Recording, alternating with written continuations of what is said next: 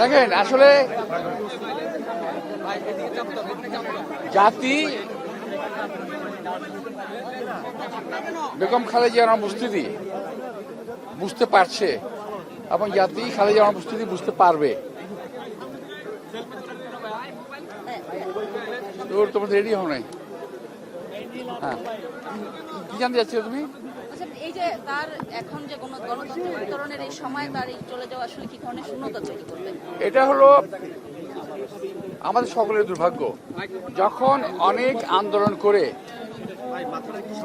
এই গণতন্ত্রের জন্য তিনি যথেষ্ট আন্দোলন করেছেন, কষ্ট করেছেন, অনেক অত্যাচার সয়েছেন, পরিবারের সদস্যদের খুইয়েছেন, বড় ছেলেকে বিদেশে রেখে নিজের দেশে থেকে বড় ছেলে তারেক রহমান সাহেব আপনারা জানেন যে সরকার অত্যাচারে দেশে ফিরতে পারেন নাই।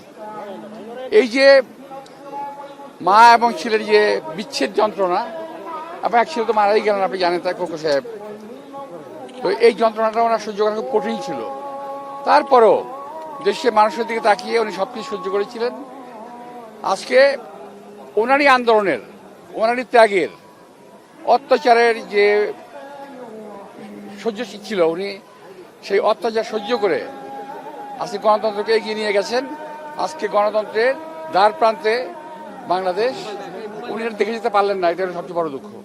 আপনি তো জিয়াউর রহমানের সাথে রাজনীতি করেছেন, খালেদা জিয়ার সাথে রাজনীতি করেছেন, দীর্ঘদিনের তার সাথে পথ চলা। তো আপনি ব্যক্তিগত জায়গা থেকে আসলে বেগম জিয়াকে যদি স্মরণ দেখেন, আমি অত্যন্ত সৌভাগ্যবান আমি বলবো নিজেকে। শহীদ রাষ্ট্রপতি জিয়া রহমানের হাতে ধরেই আমার রাজনীতিতে আসা। বিএনপি জন্মলগ্ন থেকেই, প্রতিষ্ঠালগ্ন থেকেই দলে আমি ছিলাম। অতঃপর আমার রাজনীতি লালিত হয়েছে আমাদের নেতা জিয়া রহমান সাহেবের, প্রেসিডেন্ট জিয়া রহমান সাহেবের মৃত্যুর পরে দেশনেত্রী বেগম খালেদা জিয়া, ওনার হাতে আমার রাজনীতি, আমার নিজের জীবন লালিত হয়েছে। ওনার স্নেহ সান্নিধ্যেই বড় হয়েছি। রাজনীতি আজকে যেখানে আমার অবস্থান, এটা সবকিছুই মূলে ছিল ওনারই অবদান।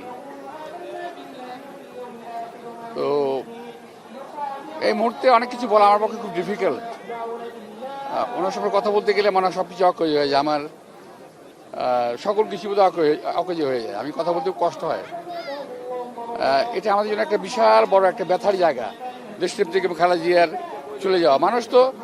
মানুষের মৃত্যু হবে, এটা স্বাভাবিক, সকল স্বাভাবিক মৃত্যুকে মেনে নেওয়া যায়, কিন্তু এই মৃত্যুটাকে মেনে নেওয়া কষ্ট হচ্ছে এই কারণে, যিনি ওনাকে অযথাই অত্যাচার করে, অনাচার করে, বিনা চিকিৎসায়, এবং অলমোস্ট এই জায়গা থেকে বলা আমার জন্য ঠিক না, যদিও তারপর আমি বলছি, সেটা হলো আমি বারবার বলেছি, মিটিংয়ে বলেছি যে ওনাকে এমন কিছু করা হয়েছিল, স্লো পয়জনিং, যাতে উনি বেঁচে না থাকেন। এইভাবেই ওনাকে আমাদের কাছে ছিনিয়ে নেওয়া হলো। এটাই হলো আমাদের ব্যথার জায়গাটা, এটাই হলো আমাদের পেইনের জায়গাটা, এই জায়গাটা, যে যখন তুমি যেটাকে এনজয় করবেন, এখন একটা কিছু করে তুললেন, সেটা দেশবাসী এনজয় করতেছে, ভোগ করছে, এটা উনি দেখতে পারলেন না। সামনের দিনে বিএনপির জন্য কোনো চ্যালেঞ্জ আসলে তৈরি হলো কিনা? দেখেন, আমরা রাজনীতি যারা করি, আমাদের রাজনৈতিক দল যারা সত্যিকার দেশকে ভালোবাসে, সামনের প্রতিটা দিন তাদের জন্য চ্যালেঞ্জিং। যারা দেশকে ভালোবাসে, যারা গণতন্ত্রকে ভালোবাসে, যারা মানুষকে ভালোবাসে, তাদের জন্য প্রতিটা দিন, সামনের দিন বলেন, পরের আগের দিন বলেন, প্রতিটা দিন চ্যালেঞ্জিং।